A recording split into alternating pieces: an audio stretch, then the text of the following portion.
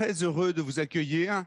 Donc, je suis Axel Daucher, je suis le président de Make.org et on est à un moment en particulier à plein de titres aujourd'hui, mais je voudrais commencer par dire qu'il se trouve que vendredi, j'étais à Washington au moment où la Cour suprême a parlé, a aboli l'obligation pour les États de respecter le droit à l'avortement. Et qu'il y a plein de choses derrière cette annonce. Hein. Il y a une chose très politique. La Cour suprême devient un organe politique, mais ce n'est pas ça qui nous intéresse aujourd'hui. Ce qui nous intéresse aujourd'hui, c'est à quel point il y a un recul sur ce qu'on avait considéré être un gain acquis, fondamental, et même, je dirais, quelque chose qui est d'autant plus effrayant, qui est une forme d'instrumentalisation du droit des femmes dans une forme de chantage politique. Parce que derrière, en tout cas en ce qui concerne les États-Unis, et les comparaisons sont parfois très, très dangereuses, mais en fait, c'est une bataille politique qui est en jeu, et derrière, des arguments religieux, des arguments sur les droits des femmes sont mélangés, instrumentalisés, et accroissent toujours ce même phénomène que, in fine, ce sont les droits des femmes qui sont bafoués. Et donc, ça fait extrêmement peur. Là, on a maintenant plusieurs États qui ont aboli le droit à l'avortement. Et même certains l'ont aboli, le droit à l'avortement, même en cas d'inceste, même en cas de viol. Donc, on est vraiment dans des cas extrêmement, extrêmement forts. Alors, on peut dire tout ça est politique, tout ça peut changer. Ben, c'est compliqué, ça va difficilement changer, hein, parce que la Cour suprême américaine, ils sont encore là pendant 10-15 ans, donc ça va être très compliqué. Donc, ça justifie ce qu'on va essayer de faire aujourd'hui, ce qu'on va essayer de faire dans les 3 ans qui viennent, parce qu'on est aussi à un moment particulier par rapport à la grande cause. Vous étiez peut-être tous et toutes là quand on a lancé cette opération. Aujourd'hui, on est à la fin de la consultation et on est au début de la grande cause. La consultation, c'est, je dirais, la manière de se rassembler, de trouver l'agenda sur lequel on va travailler. Maintenant, on n'est pas là ici simplement, je ne parle pas d'aujourd'hui, mais pendant 3 ans, pour essayer de bien comprendre ce que la société pense des inégalités entre les hommes et les femmes. On est là pour essayer de trouver des solutions pour avancer. Et donc, ces solutions, elles commencent à partir d'aujourd'hui. Donc, aujourd'hui, c'est le vrai point de départ. Et d'ailleurs, toutes les équipes de Make.org et de Make.org Foundation qui sont là, on sait bien que c'est à partir d'aujourd'hui que ça commence. C'est aujourd'hui qu'on va commencer avec vous, trouver des solutions. Il y aura des ateliers à la rentrée, on va y revenir. Et puis, au-delà de trouver des solutions, les mettre en œuvre, et les mettre en œuvre à l'échelle nationale. Donc, c'est ça qui est en jeu et c'est ça qu'on va essayer de faire tous ensemble. Alors, là, je vais faire un petit récap pour ceux qui n'étaient pas là la dernière fois, mais la grande cause, elle se construit autour des acteurs de ce sujet depuis des dizaines d'années, parfois plus de 30 ans, c'est-à-dire des acteurs de terrain, des associations qui se sont battus sur le sujet depuis très longtemps et qui ont accepté de rentrer en coalition avec nous. Et donc, il y en a plus qu'au début de l'année, je ne vais pas les citer. Il y en aura encore plus à la fin de l'année, à la fin de la grande cause, parce qu'au fil de l'eau, nous allons nous rassembler, on va aller plus loin, on va les compléter. Mais tout ça ne serait pas possible sans un certain nombre d'entreprises qui se sont engagées. Je le dis à chaque fois. Alors, quand on fait une grande cause sur l'environnement, toutes les entreprises s'engagent sur l'environnement, à juste titre, à mauvais titre, authentiquement, pas authentiquement, mais je dirais que ce n'est pas le sujet. Là, en l'occurrence, sur les inégalités femmes-hommes, non, toutes les entreprises ne s'engagent pas. Aucune entreprise n'est fière de sa propre situation. Donc, tout le monde a un peu peur d'y aller. Et donc, raison de plus pour les remercier d'être montés à bord.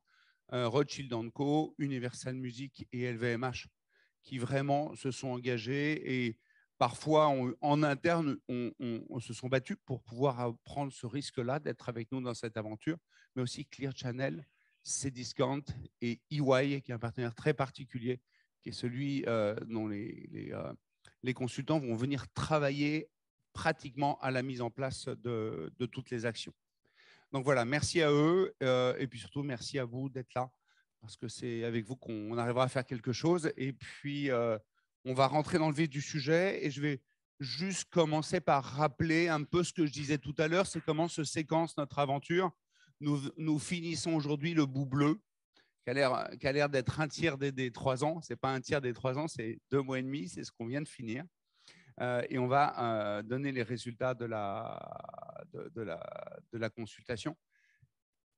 Va commencer une période d'à peu près 6 à 8 mois sur lequel on va travailler pour concevoir, trouver, inventer, scaler tout ce que vous faites déjà, mais à réussir en fait à construire un plan d'action qui va être à la fois sur des consensus citoyens et à la fois avec un impact déterminant.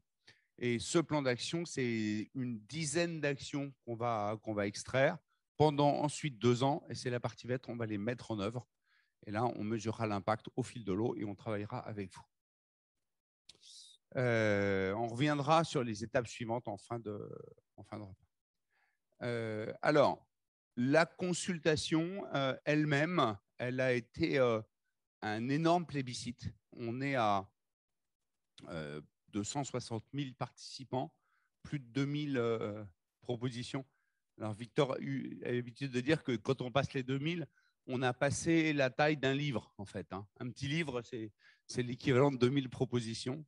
Donc, un livre, tu nous diras s'il était bien écrit ou pas bien écrit dans quelques temps. Mais en tout cas, on est un premier livre. Et puis, 600 000 votes qui nous ont permis de les trier. Alors, on a regardé un petit peu d'où venaient les participants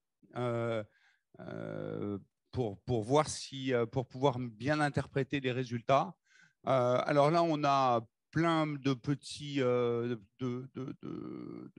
points d'observation, majoritairement une participation féminine. On s'y attendait, mais ce décalage vers le vote féminin est plus important qu'il y a quelques années. Donc, je ne sais pas trop comment l'interpréter. Je pourrais dire que c'est un militantisme qui s'est déployé, peut-être, parce qu'en l'occurrence, il n'y a pas de baisse de mobilisation quand on regarde d'autres critères sur les hommes, mais c'est vraiment une surmobilisation sur les femmes. Et puis, sur les âges, un très gros surparticipation des 16-24 qui se sont emparés de la consultation. Et en revanche, sur les régions, un bon équilibre entre toutes les régions présentes. Donc, on n'est vraiment pas dans un prisme parisien particulier. Alors, on va arriver maintenant aux résultats.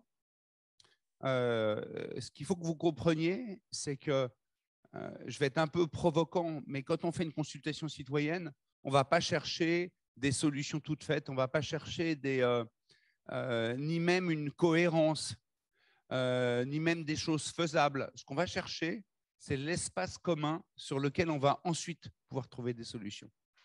Et cet espace commun, il est absolument déterminant.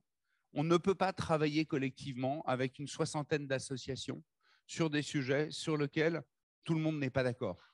Alors peut-être qu'il y a des vrais sujets à traiter sur lesquels les gens ne sont pas d'accord, mais on sait que du coup, ce n'est pas notre métier. Donc aujourd'hui, ce qu'on essaye de faire, c'est de vraiment clarifier nos zones d'accord. Quand je dis nos zones d'accord, je parle de la société. Et là-dessus, on passera à l'action dans un deuxième temps avec vous. Victor, responsable des études de Make.org. À toi. Merci beaucoup, Axel. Bonjour à toutes et à tous. Alors, on va passer aux résultats, on va passer au contenu. Quelques mots d'abord sur cette démarche, parce que vous le savez, on a une méthode particulière, on a un outil particulier qui est cet objet de consultation citoyenne, qui n'est pas vraiment une enquête, qui n'est pas vraiment un sondage. On a cette plateforme où on a à la fois de la matière citoyenne qui est qualitative, beaucoup de propositions. Axel l'a dit, c'est l'équivalent d'un petit bouquin. Et puis, on a aussi beaucoup de votes. Finalement, ça serait comme un livre que les citoyens ont écrit eux-mêmes sur la question des inégalités et dont en plus ils auraient surligné les meilleures pages grâce à leur vote. Donc c'est vraiment ça qu'on va voir. Je vous dis que je vais vous parler des résultats, mais en réalité c'est Anita juste après moi, je serai assez rapide, qui va vous parler vraiment dans le détail de l'ensemble des résultats.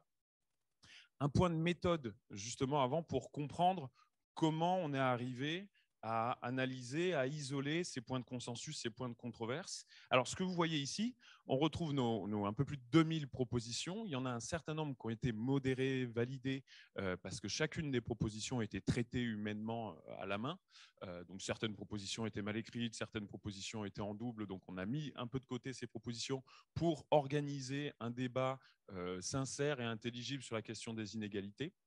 Ce que vous voyez ici sur cette barre, c'est la répartition du niveau de vote. Et là, vous voyez que sur l'ensemble de ces 1855 propositions, la grande majorité, 79%, se retrouve dans une zone verte qu'on va appeler la zone de consensus. Zone de consensus, tout simplement parce que c'est toutes les propositions qui sont votées à plus de 60% pour et dont on sent qu'il y a un début de consensus justement citoyen et un début justement d'axes collectifs identifiés comme un potentiel plébiscite et sur lequel après va pouvoir s'organiser non seulement la consultation mais se structurer aussi toute la grande cause. Vous voyez une zone orange à 17% ici, c'est la zone de controverse où là, statistiquement, on va trouver toutes les propositions qui sont votées en dessous de ce seuil de 60% pour et au-dessus de 15% contre. C'est tout simplement les propositions qui témoignent d'un clivage dans l'opinion et d'une polémique. On va voir que c'est aussi assez intéressant de se pencher sur ce corpus-là. Très peu de propositions dites repoussoires, c'est-à-dire rejetées, car les consultations qu'on fait généralement se pose autour d'une question qui est plutôt consensuelle. Et encore une fois, les termes du débat sont plutôt consensuels et vont dans une dynamique constructive. Donc, assez peu de propositions qui sont repoussées, de même qu'il y a assez peu de propositions qui sont votées neutres, cette zone grise, une soixantaine de propositions. Une fois qu'on a fait cette répartition d'adhésion autour du vote, répartition de l'opinion, on va aller qualifier un petit peu plus cette matière-là pour aller chercher ce qu'on va appeler les plébiscites et les top controverses. Ce qu'on va faire tout simplement, c'est au lieu de se contenter de regarder ce vivier de propositions à 60% de vote pour, on va lever les seuils statistiques pour arriver à 70, ici 71%, pour se dire que là, vraiment, on va se pencher sur les propositions qui font le plus plébiscite et qui rassemblent encore plus les citoyens. Même travail sur les controverses, on va resserrer un petit peu les seuils d'adhésion pour se dire, là, on va vraiment analyser qualitativement les controverses qui sont les plus vives et les plus sensibles. À partir de ça, à partir de ce pool de propositions donc, particulièrement émergentes, on va les regrouper et créer un concept, entre guillemets, d'idées citoyennes qui n'est pas autre chose en fait qu'un agrégat de propositions plébiscitées ou controversées. Et c'est ces idées citoyennes qui vont constituer l'agenda citoyen qui, de nouveau, va structurer toute la démarche de la grande cause.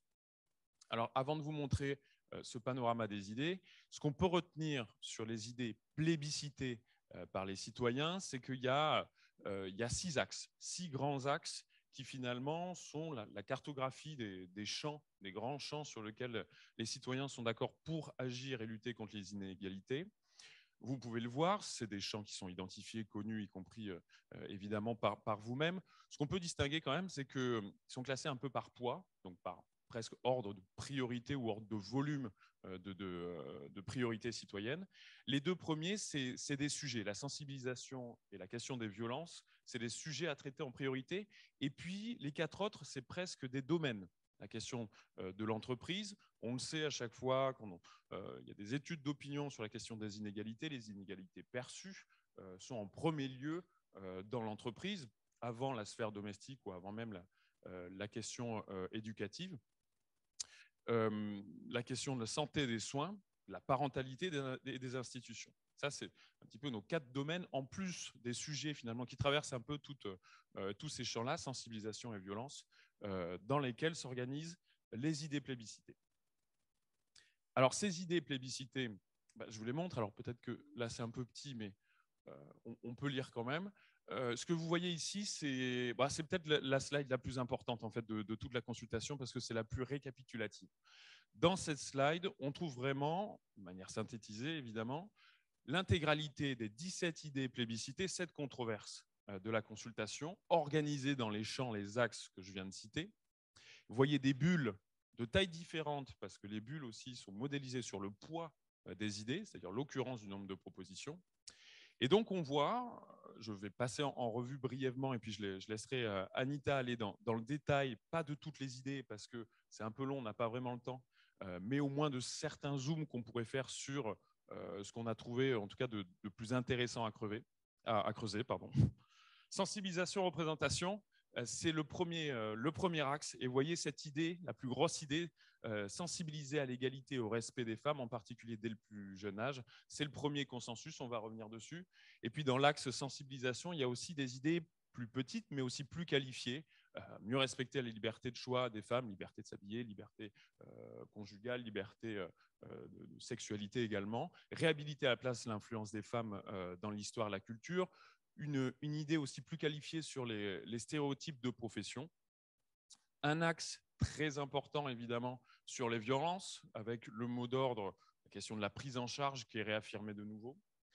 L'entreprise, comme je le disais, c'est un axe très important, avec de manière évidente et heureusement toujours cité la question des inégalités salariales et de la lutte contre les inégalités salariales, mais aussi des questions de sexisme, de mode de garde pour faciliter l'emploi ou encore de précarité.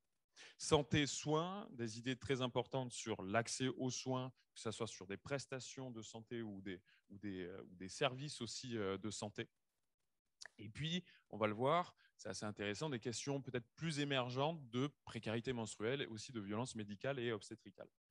Deux axes enfin sur lesquels on va revenir. Parentalité, le rôle des pères dans l'investissement au sein de la parentalité. Quelques controverses, on va le voir, les petits éclairs, c'est les controverses.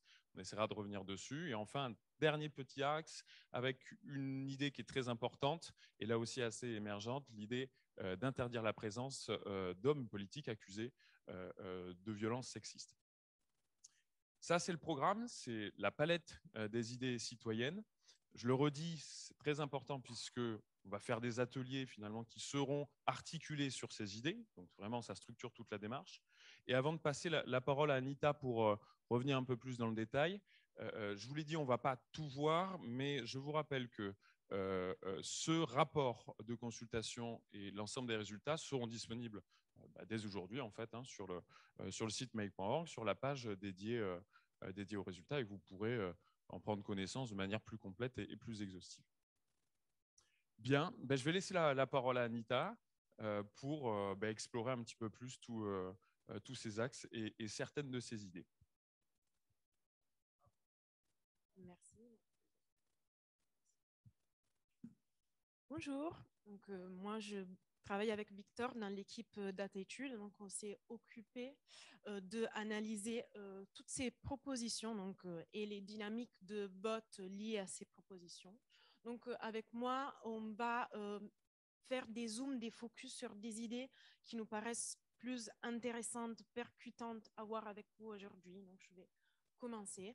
Premier axe, sensibilisation et représentation. Donc, ensemble, on va se concentrer plutôt sur la première idée qui est sensibiliser à l'égalité et au respect des femmes, en particulier dès le plus jeune âge. Mais il ne faut pas oublier donc, que dans ce même axe, il y a encore d'autres idées qui sont présentes, des idées très intéressantes, notamment mieux respecter la liberté de choix des femmes. Donc, c'est une idée qui se fonde sur l'existence de préjugés, de stéréotypes liés à des choix individuels des femmes, notamment des choix liés à leur tenue vestimentaire et à leur profession, par exemple.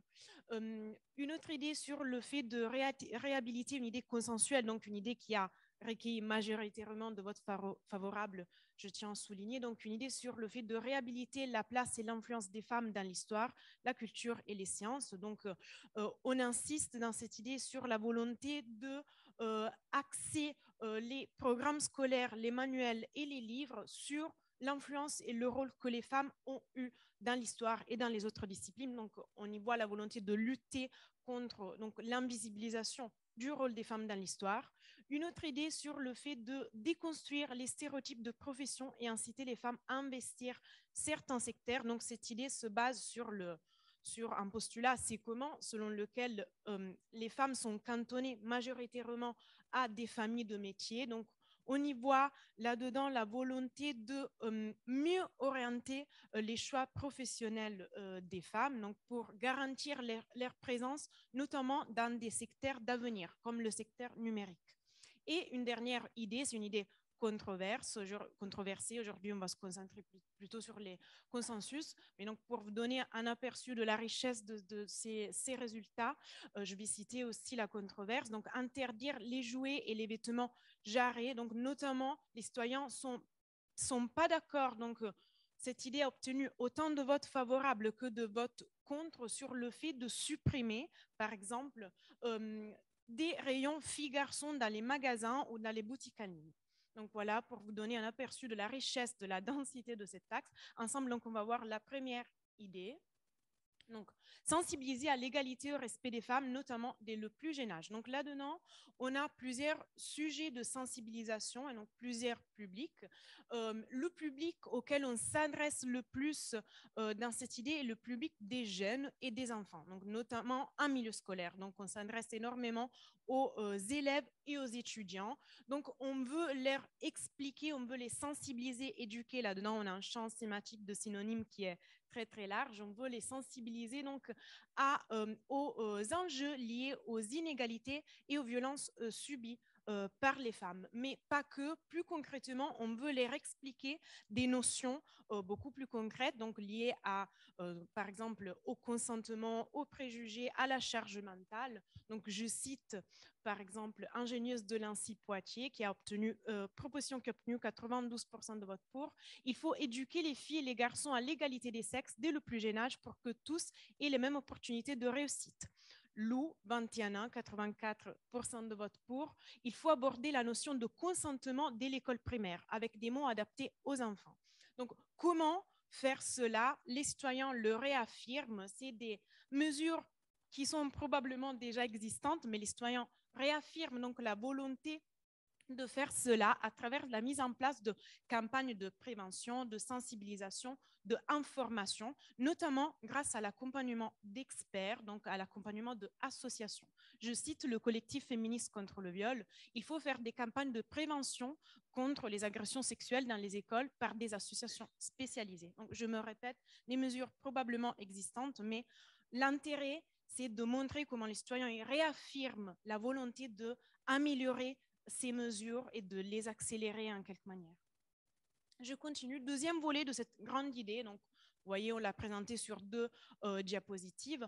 L'éducation sexuelle, donc l'éducation à la sexualité occupe une grande place, une place centrale dans cette idée. Pourquoi? Parce que donc au sein de notre consultation, l'éducation à la sexualité est vue, est entendue et promue comme moyen de favoriser l'égalité femmes-hommes. Par exemple, je cite Valérie, 64 ans, 90% de vote pour. Il faut arrêter de déléguer l'éducation sexuelle de nos enfants à Internet. Osons aborder ces sujets. C'est l'habit, tout simplement.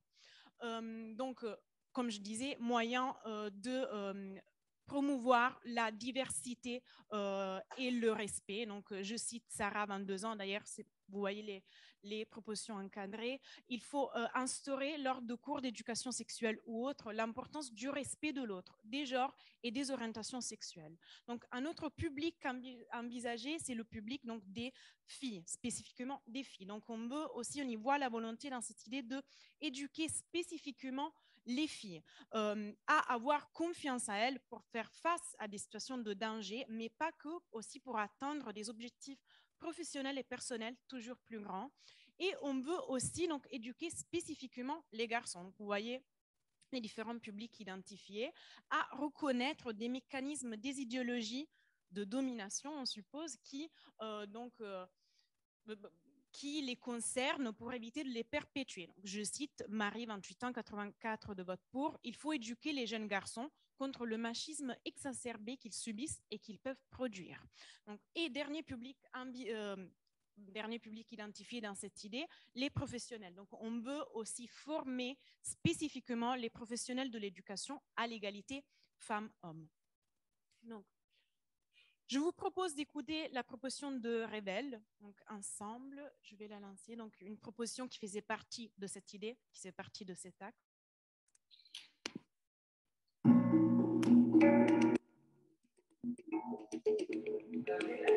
Revel est une association qui a été créée en 2013 pour accompagner, motiver et inspirer les jeunes femmes de quartier populaire âgés entre 14 et 22 ans.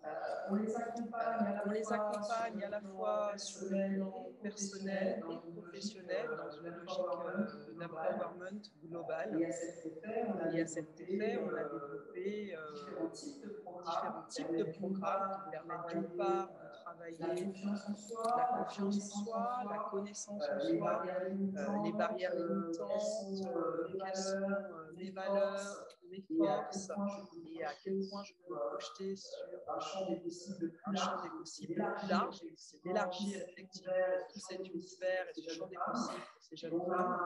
On a également développé des programmes qui leur permettent d'affiner, de travailler leur projet professionnel avec nous dans des logiques de mentorat, d'accompagnement avec des rôles modèles qui sont effectivement des femmes engagées au sein de Rebelle qui aident beaucoup nos bénéficiaires. On a également des programmes professionnels qui permettent aussi de déconstruire tous les stéréotypes de genre liés au monde professionnel, les sciences, la tech, les métiers du bâtiment, des transports. On essaie effectivement d'ouvrir le champ des possibles sur les univers professionnels.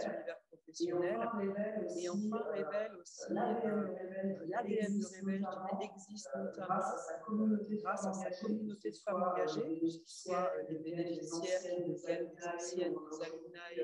Aujourd'hui, près de 300 qui, j'allais dire, nourrissent en tout cas le projet Rebelle par leur contribution, leur suivi, leur implication dans le projet associatif. Les rôles modèles qui viennent souvent des partenaires entreprises qui sont pleinement impliqués des jeunes femmes et qui aussi se retrouvent motivées dans leur projet de vie également.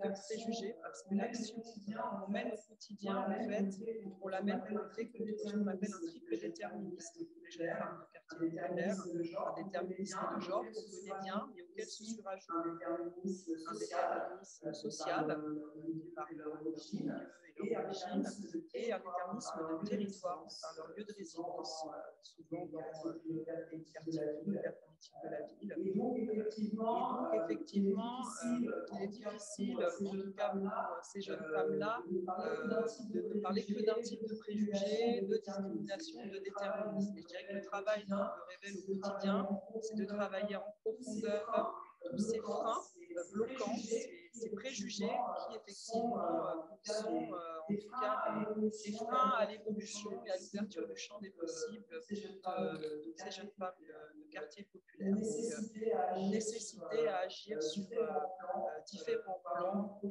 pouvoir vraiment projeter toutes les femmes dans le champ des possibles.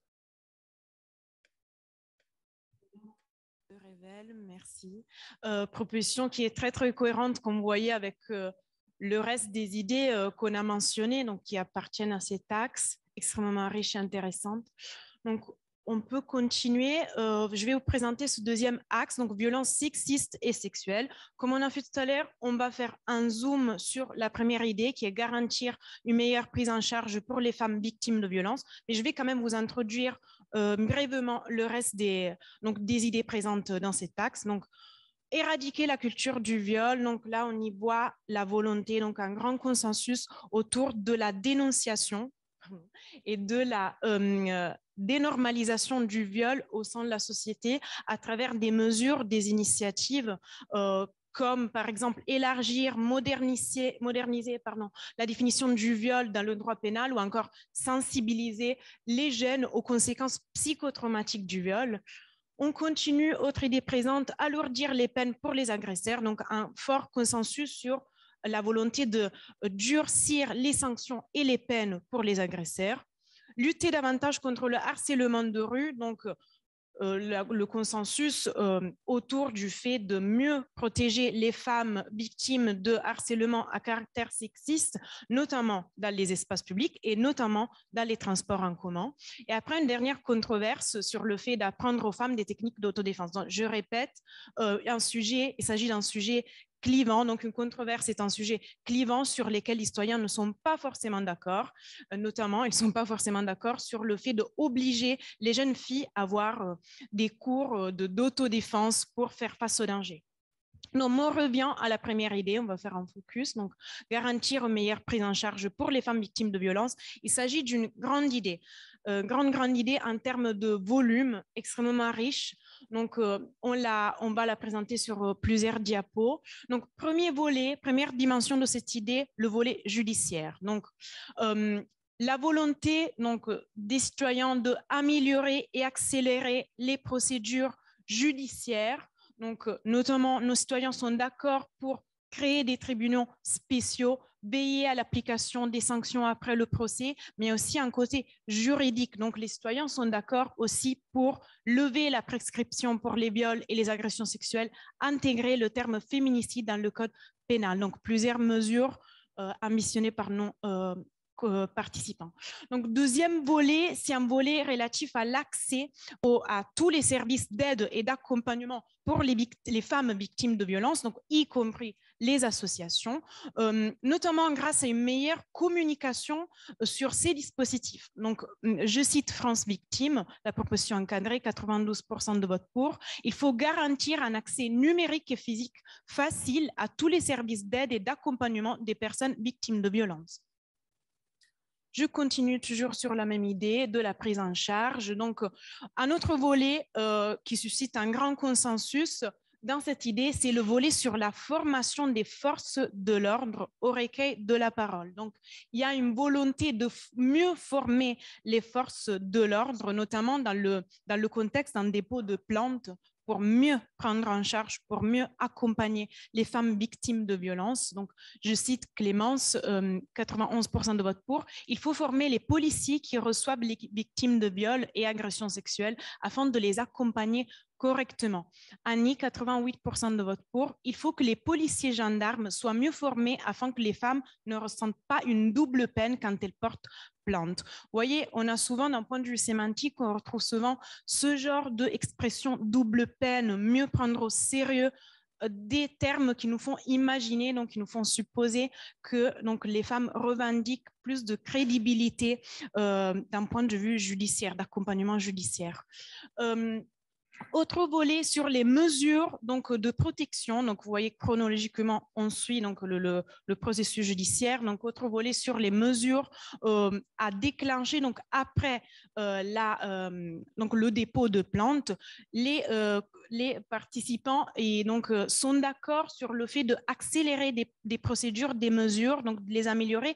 Comme j'ai dit tout à l'heure, des mesures qui sont probablement déjà existantes, mais donc j'insiste, les citoyens le réaffirment. Ils réaffirment la volonté de mieux diriger la victime vers des structures d'aide ou de lui proposer un suivi psychologique plus rapproché, notamment dans le cas des violences sexuelles. Troisième partie de cette idée et dernière, donc autre volet, c'est le volet sur l'éloignement immédiat et définitif donc, et efficace des agresseurs, donc pour éviter le risque de récidive. Donc, pour faire cela, les citoyens plébiscitent le renforcement de deux moyens, donc l'éloignement de la victime du domicile en mettant à disposition des aides financières ou en développant des lieux d'accueil d'urgence. Je cite Jennifer, 93% de vote pour. Il faut des structures aides adaptées et un nombre suffisant pour permettre aux victimes de violences conjugales de s'extraire durablement. Ou, deuxième moyen, l'éloignement donc de l'agresseur du domicile pour que la femme victime de violence puisse garder la jouissance du domicile. Donc, je cite Maurice, 89% de vote pour. Il faut que la femme et les enfants victimes de violence puissent rester dans son habitation et qu'elle soit protégée et l'individu éloigné. Donc, je répète, des mesures probablement qui existent déjà, mais on veut le renforcement de ces mesures. Donc, je passe au troisième axe, un axe très riche, très important aussi, en entreprise. Donc, on va se concentrer ensemble sur la troisième idée qui est faciliter l'accès à l'emploi pour les mères, grâce notamment au développement des modes de garde d'enfants. Mais je vais vous introduire, comme d'habitude, les autres idées qui sont présentes dans cet axe. Donc, lutter contre les inégalités salariales, agir davantage contre le sexisme en milieu professionnel, mieux accompagner les femmes menacées de grande précarité et imposer des quotas de femmes dans les entreprises, les institutions. Donc, lutter contre les inégalités salariales, oui, au pluriel, parce qu'on a différents niveaux d'inégalité, différents types d'inégalités. Donc, dans cette idée, on voit la volonté de légiférer contre l'obligation, une obligation plus contraignante, donc d'appliquer le principe d'égalité salariale. Donc, comment on applique donc ce principe? Nos participants sont d'accord sur le fait d'insister sur l'application du principe de la transparence salariale pour favoriser l'égalité femmes-hommes.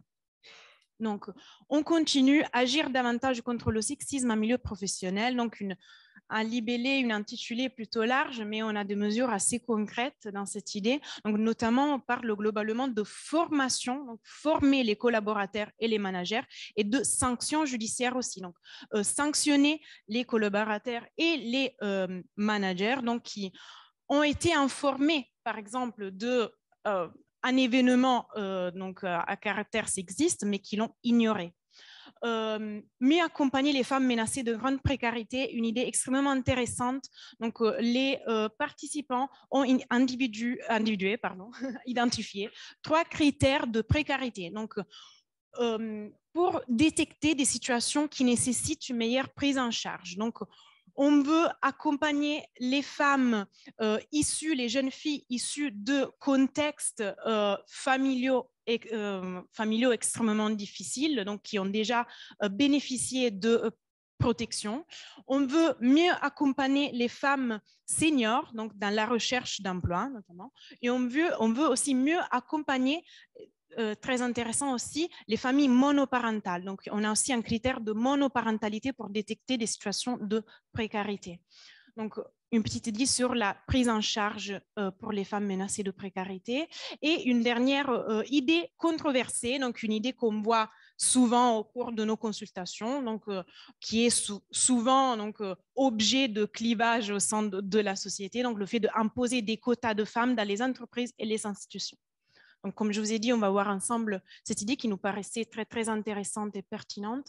Donc, faciliter l'accès à l'emploi pour les mères grâce notamment au développement des modes de garde d'enfants. Donc, là-dedans, on a 3 dimensions qui font objet de consensus. Donc, tout d'abord, on veut faciliter l'accès à des modes de garde. Je cite Adèle, il faut faciliter l'accès à des modes de garde d'enfants afin de favoriser la réintégration des mères dans les milieux socioprofessionnels. Donc, on veut aussi améliorer les structures de garde pour que l'offre soit beaucoup plus cohérente avec la demande réelle des mères et des familles. Donc, clair, 88% de vote pour. Il faut offrir plus de choix pour la garde des jeunes enfants, davantage de places dans les crèches, accueil partiel possible, etc. Et après, on veut aussi proposer des solutions de garde d'enfants qui soient abordables ou aussi mettre en place des aides financières. Donc, Lily, 83% de vote pour. Il faut que chaque femme puisse avoir une aide pour le mode de garde et une assurance de retrouver son poste à son retour de congé maternité. Donc, je vous propose d'écouter la proposition de Claire, proposition qui est dans cette idée. Bonjour,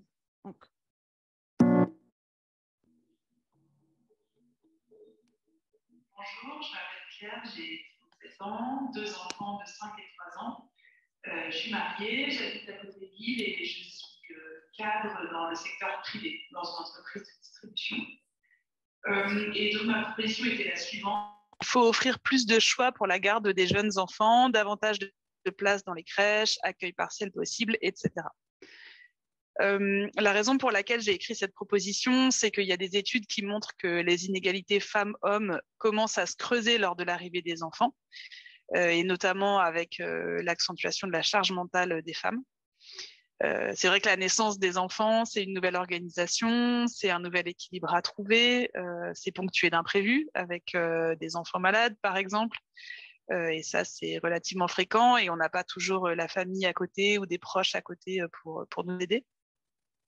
Et ce que je peux constater dans mon entourage, et qui a priori est aussi corroboré dans les études, c'est que bien souvent, c'est la femme qui va gérer tout ça. Et je parle même pas des mamans solo qui, en fait, n'ont pas du tout le choix. Et en parallèle de ça, ces jeunes mamans, elles ont aussi des contraintes ou des envies professionnelles. Et donc, les premières années des jeunes enfants, c'est vraiment un moment de tension très forte entre la vie perso et la vie professionnelle, avec souvent des choix à faire. C'est souvent difficile à vivre, en tout cas pas si évident que ça, et notamment le retour de congé maternité qui est compliqué. Et donc, pour ma part, je trouverais ça juste que pour faciliter la vie des femmes à un moment qui est quand même un moment charnière de leur vie, on leur donne beaucoup plus de possibilités et de flexibilité dans les modes de garde pour qu'elles puissent être plus sereines et plus épanouies. Par exemple, qu'elles puissent choisir le mode de garde qui leur convient. Aujourd'hui, on peut dire que c'est quasiment impossible d'avoir une place dans une crèche municipale. Il y a des files d'attente qui sont énormes. Qu'on leur propose également des solutions d'accueil d'urgence, par exemple si leur enfant est un peu malade ou si l'assistante maternelle est malade, elle aussi. Ou encore qu'on puisse leur offrir plus de flexibilité dans les horaires ou dans les jours d'accueil. Je pense notamment à celles qui travaillent le week-end et qui aujourd'hui ont peu de possibilités pour faire garder leurs enfants. Bien sûr, c'est avant tout les mentalités qui doivent changer et je trouve que à ce titre, l'allongement du congé paternité va vraiment dans le bon sens. Mais je pense que mener un travail de fond sur la diversité des modes de garde des jeunes enfants serait une bonne chose pour permettre aux jeunes mamans de se sentir plus sereines, plus épanouies et surtout mieux armées pour leur vie professionnelle. Très bien. Donc, vous voyez, c'est incroyable d'écouter ces témoignages parce qu'on voit ce qu'il y a derrière finalement une proposition. Je continue, donc je vais accélérer un peu sur ces axes qui sont plus petits en termes de volume, qui sont quand même assez importants. Donc l'axe santé-soins, on va voir ensemble l'idée lutter contre la précarité menstruelle, mais donc il ne faut pas oublier qu'on a d'autres idées dans le même axe, donc améliorer l'accès aux soins pour les femmes, donc mieux prendre en compte les spécificités féminines dans la construction d'enjeux de santé publique, et aussi un grand volet sur l'endométriose et l'adénomiose, donc une meilleure prise en charge contre l'errance médicale et diagnostique. Et on a aussi une autre idée sur le fait de lutter contre les violences médicales et obstétricales. Mais on va voir ensemble donc celle sur la précarité menstruelle. Ok, merci Manon. Voici. Ouais. Merci. Donc, une idée qu'on a vue, je vous introduis, donc une idée qu'on a vue émerger au fur et à mesure dans nos consultations.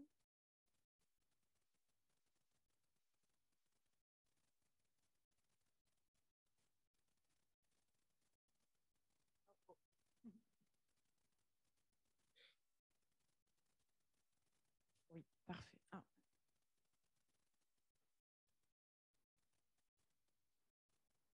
Donc, ok, parfait, très bien.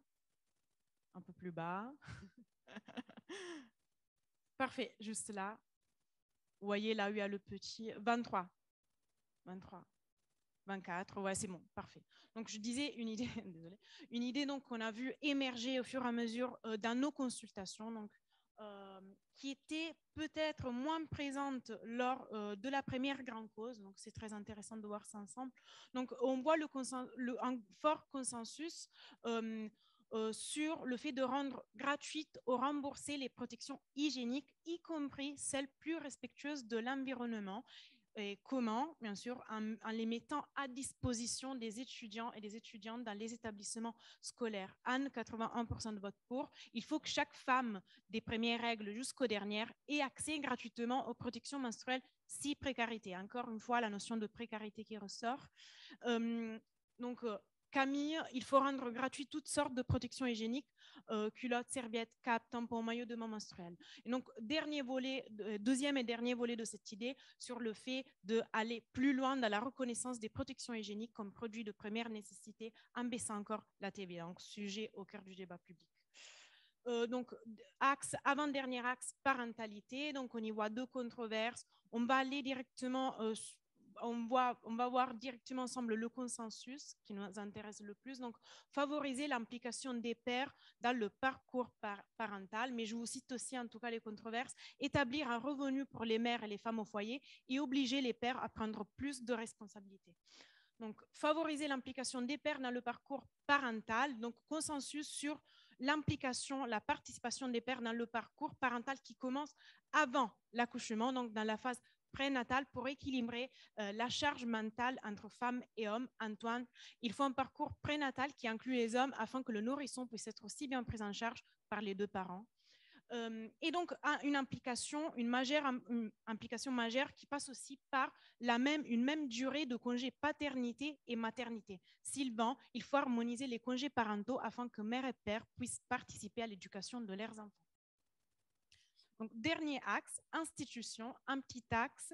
On a donc 3 idées, une idée consensuelle et 2 idées controversées. Je les cite, même si on ne peut pas les approfondir ensemble en ce moment. Créer des nouvelles institutions en faveur de la représentation et de la protection des femmes. Donc, sujet très, très au cœur du débat public en ce moment, les derniers jours. Et progresser vers un langage plus inclusif. Donc, ensemble, on va voir cette petite idée. Il s'agit d'une idée singulière plébiscitée. Donc, qu'on voyait une idée singulière correspond à un groupe de propositions plébiscitées moins présentes, donc il y en a 5 ou moins que 5, mais qui recueille néanmoins un taux de vote pour important. Donc, c'est un signal faible qu'il faut quand même visibiliser parce qu'il est susceptible d'évoluer au cours du temps. Donc, interdire la présence d'hommes accusés de violences sexistes et sexuelles en politique. Je finis, je cite donc Aurore, 37 ans, 80% de vote pour. Il faut arrêter de placer des types accusés ou sous examen pour violences sexistes et sexuelles dans nos gouvernements. Donc, voilà ce qu'on a pu voir dans nos résultats. Donc, vous n'avez pas tous les résultats, mais comme disait Victor tout à l'heure, vous pouvez dès aujourd'hui télécharger l'intégralité des résultats. Et donc, je passe la parole à Axel. Merci. Merci, Anita. Féliciter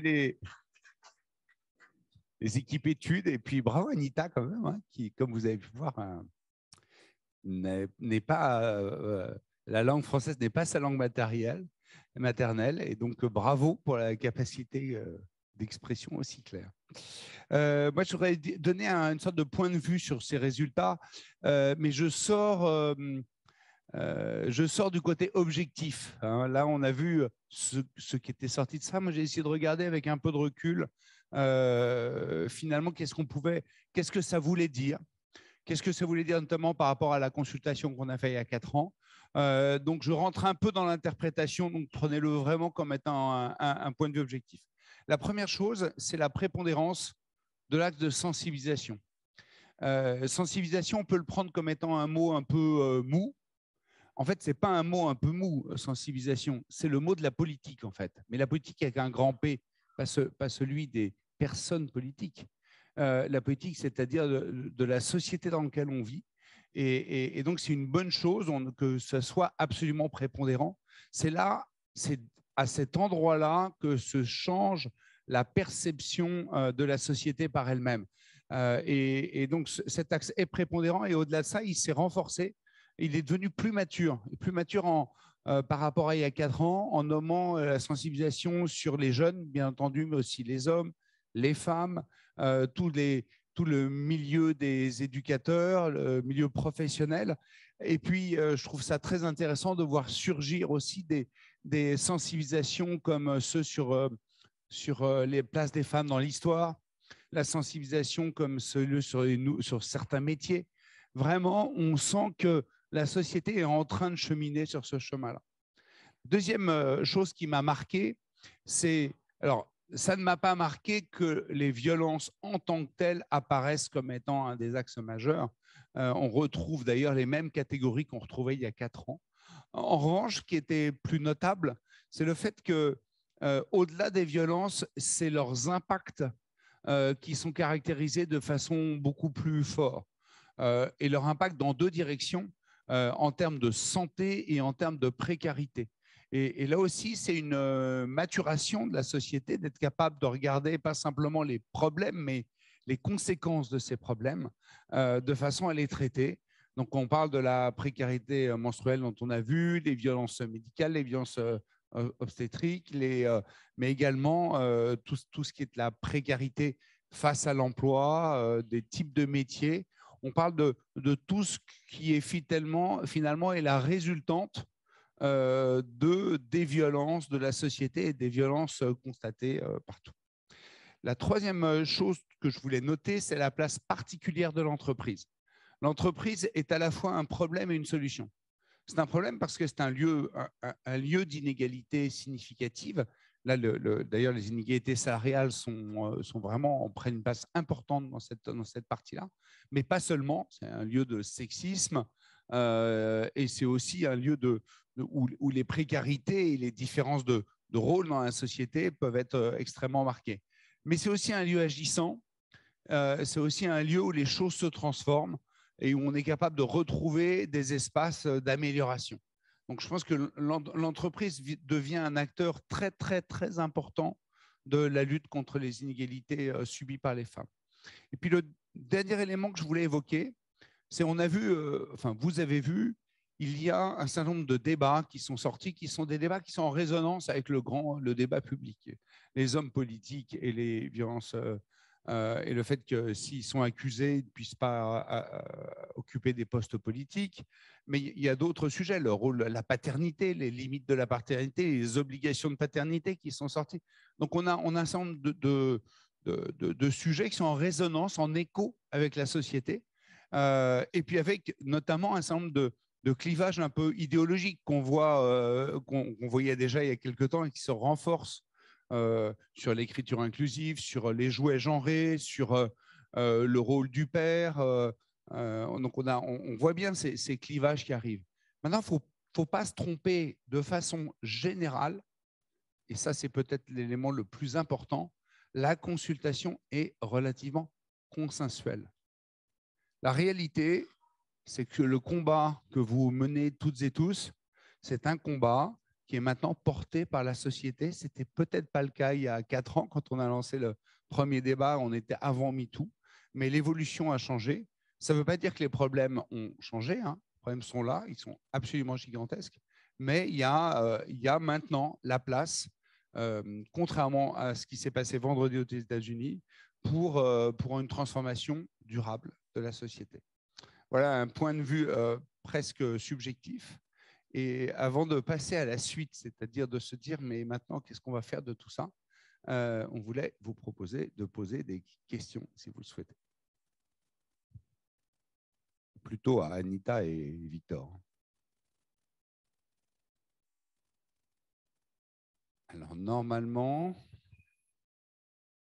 c'est la première question qui est dure. Ah, voilà, bravo. Bonjour, je suis Gaëlle Bassuel et moi je travaille plus particulièrement sur un de mes projets. Je me penche sur la pénalité maternelle et le moment du 5e trimestre, donc du retour de congé maternité.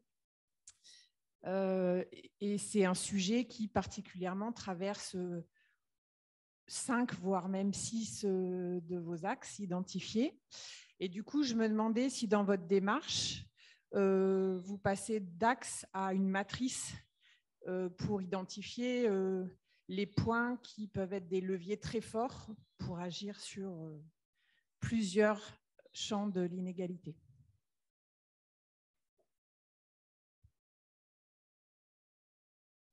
Matrice ou pas? Non, pas nécessairement, en fait. Cette vision en axe, elle est construite. En réalité, hein, c'est une manière de mettre en intelligence ces idées-là. Donc, elle est en fait finalement, elle est un peu artificielle et ça se voit parce que vous l'avez très bien dit. Il y a des idées qui traversent différents axes et il y a une interconnexion des problématiques. Alors, c'est un petit peu arbitraire de les ranger comme ça.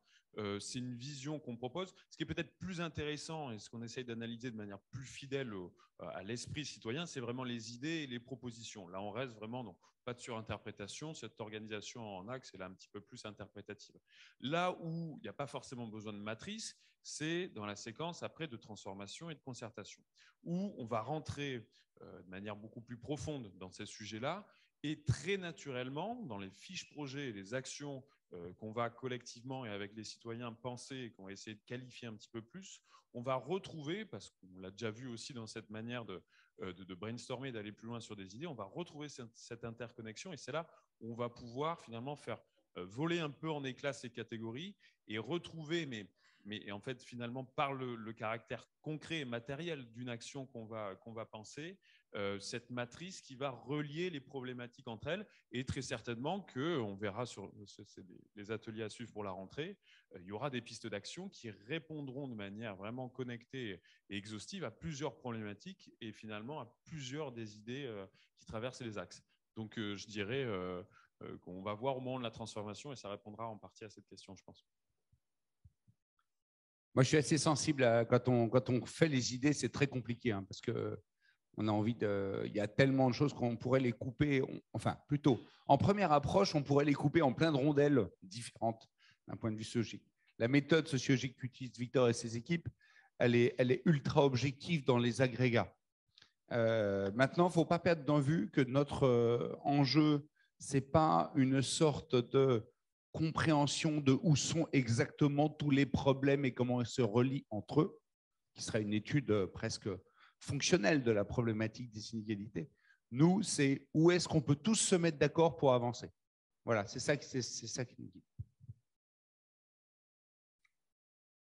Alors, la deuxième question, normalement, elle est beaucoup plus facile, la seconde. Mais oui, je veux. Bonjour. Vous parlez en fait de consensus. Ça veut dire que les actions qui ont été moins plébiscitées ou celles qui étaient indiquées en rouge, elles ne feront pas l'objet d'ateliers?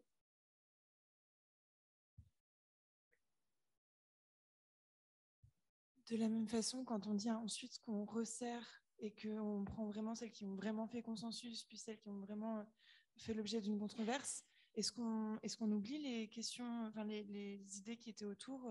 Comment est-ce que ça se traitait tout ça? Alors, c'est très bien parce qu'on se prépare bien pour les suites là. Alors, tout d'abord, oui, on ne va pas travailler les controverses parce que le mode de collaboration sur une controverse, c'est un mode de collaboration qui est très très différent. Et si on faisait nos ateliers sur les controverses, on passerait notre temps d'atelier à expliquer pourquoi on n'est pas d'accord. Et puis, deuxièmement, nous, on va vers de l'action civile. L'action civile, pour réussir à mettre autour de la table entreprises et associations et citoyens, eh ben, c'est magique sur un consensus. Sur un controverse, on rentre dans un débat politique. Et donc, pour nous, la société civile, pour agir collectivement, doit se concentrer sur les consensus. Parfois, ça fait mal au cœur, parce que tous les problèmes ne sont pas consensuels, mais c'est là-dessus qu'on va se concentrer. Et la deuxième chose, c'est que l'agenda, en fait, c'est un agenda que nous ont donné les citoyens sur lequel on va bosser. Il contient à la fois des agendas, c'est-à-dire des sujets qu'on va aller travailler pour trouver des actions, et puis parfois des actions concrètes. Et on va garder les deux. On va garder les deux. Mais les actions concrètes, même les actions concrètes qui sont écrites ici, elles n'expliquent pas le comment. C'est tout ça qu'il va falloir inventer. C'est une fois qu'on a vraiment, on est clair, voilà, il y a un truc qu'il faut absolument changer sur la précarité menstruelle, comment est-ce qu'on fait? Là, il va falloir se creuser pour effectivement trouver l'action qui va avoir un impact national sur le sujet. Donc, c'est cette phase-là qu'on va inventer dans l'année qui vient. Bonjour à toutes et tous, Morgane Requel, EY. Je voulais savoir comment étaient prises en compte les actions qui ont été réalisées dans le cadre de la grande cause contre les violences faites aux femmes, parce qu'on retrouve quand même un certain nombre de propositions qui doivent encore être traitées, évidemment, parce que c'est jamais terminé, mais on a quand même beaucoup agi avec Mec.org là-dessus, et les associations, les entreprises et les citoyens. Comment on les prend en compte, comment on approfondit ces actions pour continuer à lutter contre les violences faites aux femmes et les inégalités? Merci. C'est une très bonne question parce qu'effectivement, on a, pendant 3 ans, on a travaillé sur des actions. En fait, c'est un point de départ et elles ne sont pas terminées. Je prends par exemple Mes mots de vie, qui est cette application d'accompagnement des femmes. Il y a plein d'autres types de violences qui peuvent être intégrées dans Mes mots de vie. Il y a la capacité de le faire aussi pour pouvoir le déployer à l'international et pas seulement qu'en France.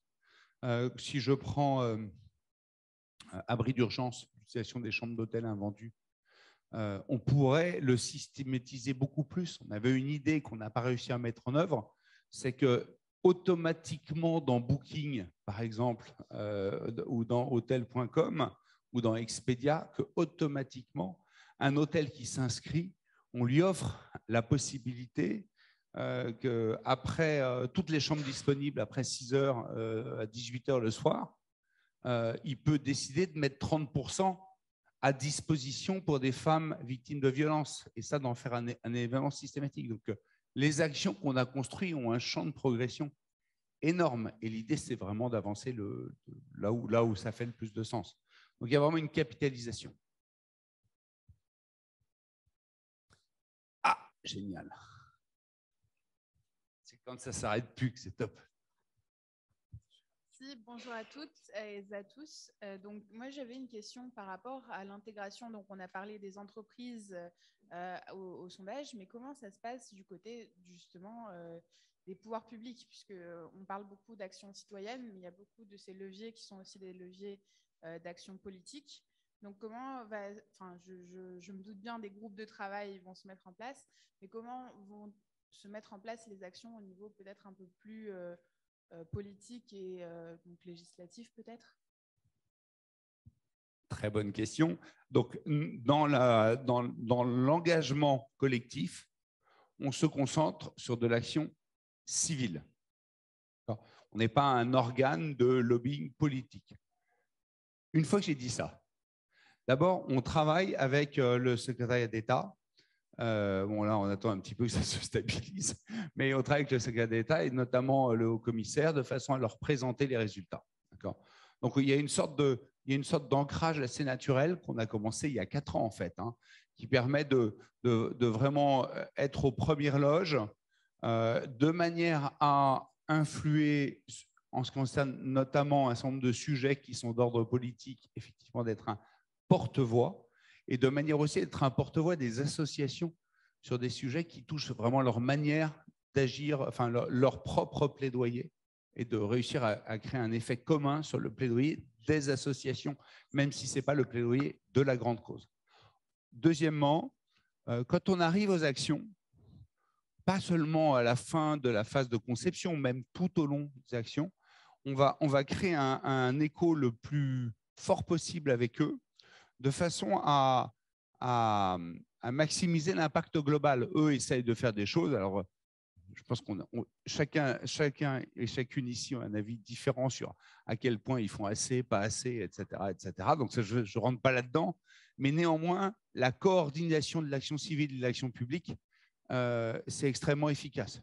Sur l'abri d'urgence, l'un ne va pas sans l'autre. Sur la formation qu'on a réussi à faire des fonctionnaires de police à l'accueil des femmes victimes, ça nécessite une coordination. Donc, il y a, indépendamment du push, je dirais, il y a un vrai travail d'articulation et de coordination. Oui. Oui, bonjour. Je fais partie d'un collectif public-privé qui s'appelle TOGAP et en même temps d'une association qui représente les femmes en position de décideur dans la fonction publique, qui s'appelle Administration moderne. Nous, la question, c'est comment faire avancer conjointement les évolutions favorables aux femmes, à la fois dans la sphère de l'État, qui se doit lui-même d'être exemplaire, et de l'autre côté, bien sûr, au niveau des entreprises, où on a pris une part très forte dans la préparation de la loi Rixain. Nous attendons donc, nous, une sorte de parallélisme entre la mise en lumière des femmes dans des fonctions de décideurs en entreprise, mais aussi la progression de leur visibilité et de leur participation à la décision publique, justement pour soutenir des actions un peu comme celles qui viennent d'être décrites au niveau des pouvoirs publics. Donc la question, c'est quelle synergie entre toutes ces actions associatives qui poussent dans le même sens, quelle participation des femmes à la décision de façon à représenter réellement la totalité de la société dans la conception même des politiques publiques. J'adore ce sujet. Parce que je pense que là, c'est un point de vue très, très personnel, mais je pense que la fonction publique, par sa nature, a beaucoup moins permis la libération de la parole qu'on a pu voir dans le monde privé. Et donc, je pense que c'est devant, le sujet est devant, il n'est pas derrière. Et c'est une très bonne chose de se dire que tout ce qu'on travaillera en entreprise, il faut le travailler en effet miroir sur la fonction publique. Et ça, pour moi, ce n'est pas du lobbying, on est dans le cœur du sujet. Je pense qu'il y a des choses énormes. Moi, je ne parlerai pas du devoir d'exemplarité, je parlerai en revanche puisque la fonction publique a pour vocation d'avoir un effet de levier sur l'action publique, l'impact est d'autant plus important à ce niveau-là. Très sensible, et on le gardera en tête dans les ateliers qui concernent l'entreprise, voilà, des organisations professionnelles. Et voilà. Et maintenant, nous arrivons à comment ça va se passer pour la suite. Et je suis ravi de passer la parole à Mélanie, que tout le monde connaît. Donc là, moi, c'est facile. À toi. Merci. Alors, que tout le monde connaît, bon, pas sûr. Donc, du coup, donc moi, je suis Mélanie Dian, je suis responsable des communautés d'action. Donc, brièvement, je m'occupe des partenaires qu'on appelle experts chez mec.org. Et comme le disait Axel, la grande cause, elle va se dérouler pendant 3 ans. Donc, la phase de consultation qui a duré 2 mois était la toute première phase. Là, on va passer sur la deuxième phase avec les ateliers de concertation qui auront lieu donc, le mardi 27 septembre en distanciel sur Zoom et les mercredis 28 et jeudi 29 septembre en présentiel à Paris, dans les locaux de Sister by Empower, dans le 10e arrondissement de Paris. Et l'objectif de ces ateliers, c'est de transformer justement les idées plébiscitées qui vous ont été présentées en projets concrets. Donc là, on compte sur votre présence et les inscriptions, vous pourrez vous inscrire dès demain. Je vous enverrai à tous une newsletter avec le petit lien d'inscription. Donc, on compte vraiment sur vous. Il y aura également d'autres événements. Donc, on organisera des masterclass dès le mois d'octobre où là, on pourra parler de relations presse, de stratégie de plaidoyer, de mécénat de compétences. Et il y aura également des soirées de réseautage qui sont destinées à la fois aux entreprises et aux associations partenaires pour que chacun puisse se rencontrer. Et après les ateliers, bien évidemment, là, généralement, vous allez aboutir à une quarantaine de pistes d'action.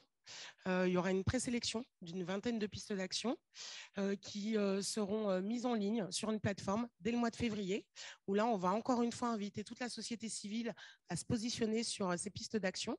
Et nous, on va en présélectionner 5 à 10. Ces 5 à 10 actions, on va les annoncer au mois de mars 2023. Elles seront financées par notre fonds de dotation, mec.org Foundation. Elles seront portées par un ou plusieurs partenaires et elles seront déployées et mises en œuvre pendant 2 ans, donc jusqu'en mars 2025. Et on pourra vraiment mesurer l'impact de chacune de ces 5 à 10 actions. Voilà, je crois que j'ai tout dit. Un grand merci à tous. Et puis, je vous propose qu'on poursuive ces échanges autour d'un petit déjeuner. Merci à vous.